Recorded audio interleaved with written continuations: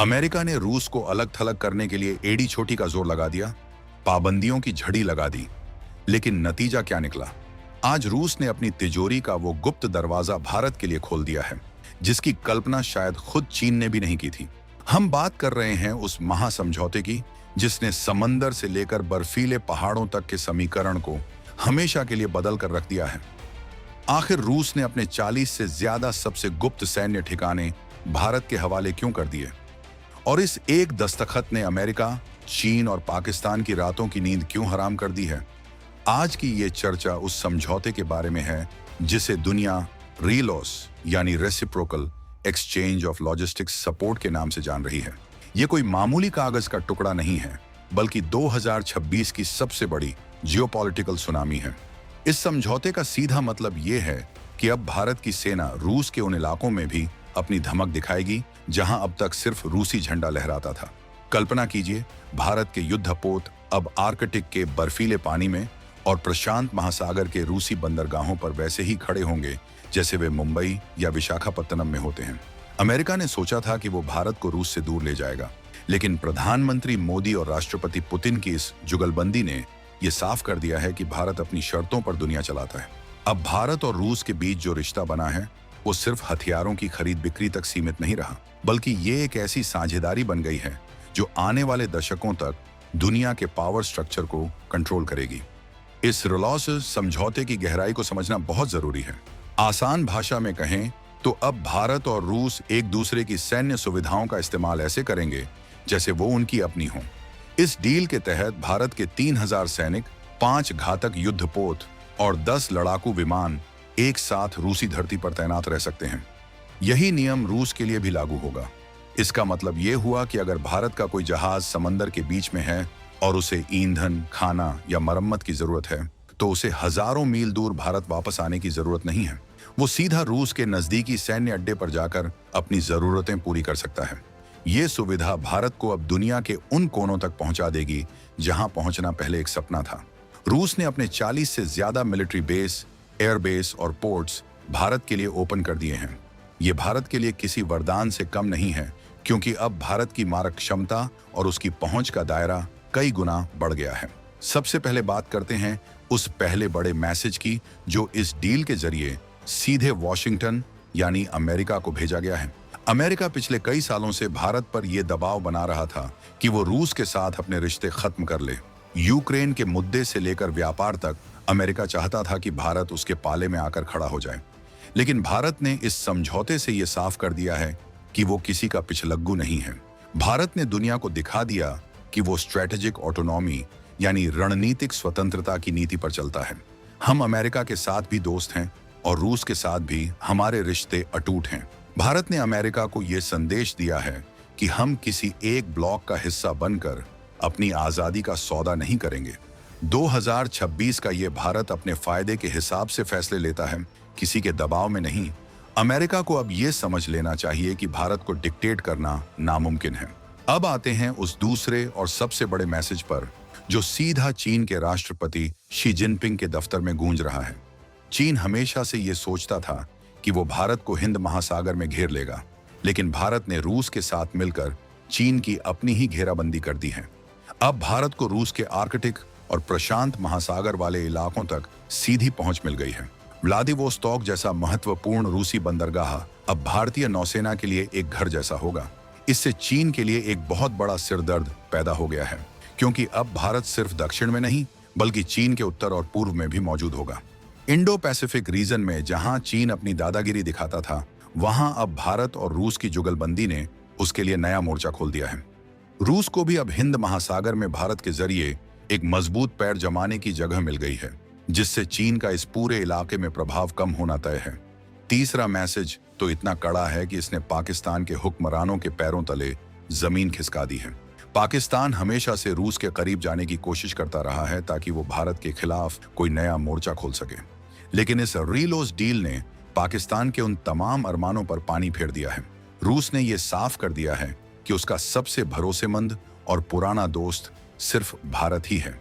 जब रूस अपने 40 मिलिट्री बेस भारत के लिए खोलता है, तो वो पूरी दुनिया को यह बता रहा होता है कि भारत के हितों की रक्षा के लिए वो किसी भी हद तक जा सकता है। पाकिस्तान के डिफेंस एक्सपर्ट्स इस बात को लेकर बेहद परेशान हैं कि अगर कभी तनाव की स्थिति बनती है तो भारत को मिलने वाला ये रूसी लॉजिस्टिक सपोर्ट उसे अजेय बना देगा। रूस का भारत के साथ इस तरह खुलकर खड़ा होना पाकिस्तान के लिए किसी रणनीतिक हार से कम नहीं है। चौथा मैसेज पूरी दुनिया के लिए एक बहुत बड़ी चेतावनी है। भारत अब सिर्फ अपनी सीमाओं की रक्षा करने वाला देश नहीं रहा, बल्कि वो एक ग्लोबल मिलिट्री पावर बन चुका है। इस समझौते के जरिए भारत ने यह साबित कर दिया है कि उसकी पहुंच अब 7 समंदर पार तक है। 40 रूसी सैन्य ठिकानों तक पहुंच मिलने का मतलब है कि भारतीय सेना अब दुनिया के किसी भी कोने में तेजी से तैनात हो सकती है। यह भारत की ऑपरेशनल क्षमता को उस लेवल पर ले जाता है जहां अभी तक सिर्फ अमेरिका और रूस जैसे देश ही थे। दुनिया अब देख रही है कि भारत कैसे अपनी सैन्य और रणनीतिक पहुंच का विस्तार कर रहा है। अब कोई भी वैश्विक फैसला भारत की मर्जी के बिना नहीं लिया जा सकेगा। ये डील बताती है कि भारत अब ग्लोबल सिक्योरिटी आर्किटेक्चर का एक मुख्य स्तंभ बन चुका है। पांचवां और सबसे तकनीकी मैसेज ये है कि भविष्य के युद्ध सिर्फ गोलियों और बमों से नहीं, बल्कि लॉजिस्टिक्स और सप्लाई चेन से जीते जाएंगे। अगर आपकी सेना के पास ईंधन और रसद खत्म हो जाए तो सबसे आधुनिक हथियार भी कबाड़ बन जाते हैं। भारत ने इस बात को बहुत पहले समझ लिया था और इसीलिए रेलोस जैसा समझौता किया। ये डील सुनिश्चित करती है कि लंबी दूरी के ऑपरेशंस के दौरान भारतीय सेना को कभी भी सप्लाई की कमी नहीं होगी। लॉजिस्टिक्स की ये मजबूती भारत को एक ऐसी ताकत बना देती है जो लंबे समय तक युद्ध लड़ने और अपनी स्थिति को मजबूत रखने में सक्षम है। भविष्य की जंगों में वही देश जीतेगा जिसके पास दुनिया भर में लॉजिस्टिक नेटवर्क होगा, और भारत ने रूस के साथ मिलकर इस नेटवर्क को तैयार कर लिया है। इस समझौते की खास बात यह है कि यह रूस के सुदूर पूर्व यानी फार ईस्ट और आर्कटिक क्षेत्र पर केंद्रित है। ये वो इलाके हैं जो संसाधनों से भरे हुए हैं और भविष्य की ऊर्जा सुरक्षा के लिए बहुत महत्वपूर्ण है। आर्कटिक का जो नॉर्दर्न सी रूट है वो भविष्य का सबसे बड़ा व्यापारिक मार्ग बनने वाला है। इस डील के जरिए भारत ने उस मार्ग पर अपनी मौजूदगी सुनिश्चित कर ली है। अब भारत का व्यापारिक बेड़ा और नौसेना उस रास्ते का इस्तेमाल बिना किसी बाधा के कर पाएंगे। रूस ने भारत को वहां निवेश करने और अपनी उपस्थिति बढ़ाने के लिए आमंत्रित किया है, जो चीन के लिए सबसे बड़ी चिंता का विषय है, क्योंकि चीन खुद उस इलाके पर कब्जा करना चाहता था। लेकिन रूस ने भारत को चुनकर यह दिखा दिया कि वो शक्ति संतुलन को भारत के पक्ष में रखना चाहता है। भारत की इस कूटनीति ने उन लोगों के मुंह बंद कर दिए हैं जो कहते थे कि भारत को रूस और अमेरिका में से किसी एक को चुनना होगा। भारत ने दिखा दिया कि वो मल्टी अलाइनमेंट की मास्टर क्लास चला रहा है। एक तरफ हम क्वाड के जरिए अमेरिका और जापान के साथ हैं, तो दूसरी तरफ रूस के साथ हमारी ये डिफेंस पार्टनरशिप और भी गहरी होती जा रही है। ये भारत की ताकत है कि वो विरोधी विचारधारा वाले देशों के साथ भी अपने राष्ट्रीय हितों को सर्वोपरि रखकर डील कर सकता है। रूस के लिए भी ये समझौता बहुत जरूरी था, क्योंकि पश्चिमी देशों के प्रतिबंधों के बाद उसे भारत जैसे एक विशाल बाजार और विश्वसनीय साथी की जरूरत थी। इस डील से रूस को यह भरोसा मिला है कि हिंद महासागर में उसकी उपस्थिति को भारत का समर्थन प्राप्त है। अब जरा इस बात पर गौर कीजिए कि यह डील कितनी बड़ी है। 3000 सैनिक, 5 युद्धपोत और 10 विमान। ये कोई छोटा नंबर नहीं है। ये एक पूरी ब्रिगेड के बराबर की ताकत है जिसे एक झटके में रूस की धरती पर तैनात किया जा सकता है। इसका मतलब ये हुआ कि भारत और रूस की सेनाएं अब मिलकर अभ्यास ही नहीं करेंगी, बल्कि जरूरत पड़ने पर एक दूसरे के लिए बैकअप का काम भी करेंगी। ये जो इंटरऑपरेबिलिटी पैदा होगी वो भविष्य में किसी भी बड़े संकट के समय काम आएगी। भारत के सुखोई विमान हो या फिर T-90 टैंक, उनका ओरिजिनल घर रूस ही है। अब उन हथियारों की सर्विसिंग और स्पेयर पार्ट्स के लिए भारत को लंबी प्रक्रियाओं से नहीं गुजरना पड़ेगा। रूस के ठिकानों पर ही हमें वो सारी सुविधाएं मिल जाएंगी जो हमारे हथियारों को हमेशा तैयार रखेंगी। चीन की स्ट्रिंग ऑफ पर्ल्स यानी मोतियों की माला वाली रणनीति को भारत ने इस एक समझौते से तार-तार कर दिया है। चीन ने सोचा था कि वो श्रीलंका, पाकिस्तान और अफ्रीका में पोर्ट बनाकर भारत को घेर लेगा, लेकिन भारत ने रूस के साथ मिलकर एक रिवर्स घेराबंदी शुरू कर दी है। अब भारत के पास ऐसे ठिकाने हैं जहां से वो चीन की मुख्य भूमि के बहुत करीब पहुंच सकता है। व्लादिवोस्टॉक से भारत की नौसेना चीन के उत्तरी समुद्री रास्तों पर नजर रख सकती है। ये एक ऐसा दांव है जिसने बीजिंग के मिलिट्री प्लानिंग को पूरी तरह से डिस्टर्ब कर दिया है।